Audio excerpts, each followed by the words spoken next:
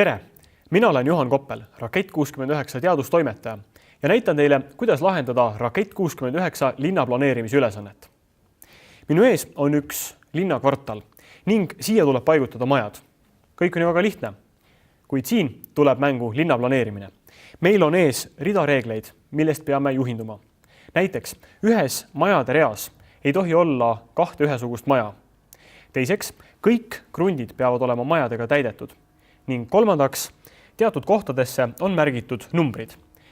Ja kui selle numbri juurest pikki majade rida vaadata, peab meile paistma just selline arv maju. Hakkame lahendama. Väga keeruline oleks seda ülesannet hakata lahendama esimestest reeglitest, näiteks täites kõik krundid majadega. Palju mõistlikum on vaadata kõigepealt neid numbreid, mis siia märgitud on, ja eriti just numbreid 1 ning 3. Nimelt, number 1 näitab meile seda, et kui siit vaadata, peame me nägema ühte ainsat maja.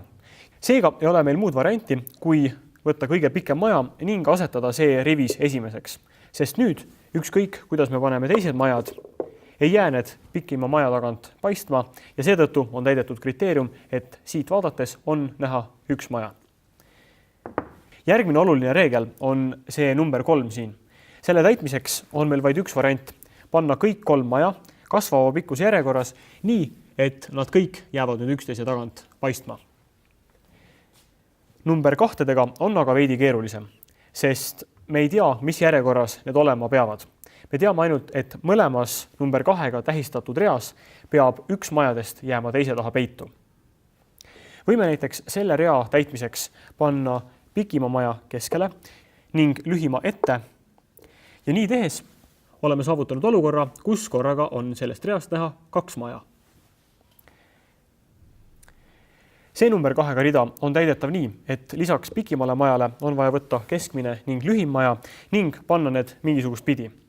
Kuna aga siin on juba ühes reas väike maja olemas, ei ole meil üle muud, kui panna lühike maja siia ette ning keskmine maja siia taha, sest paralleelselt peavad olema täidetud kõik reeglid.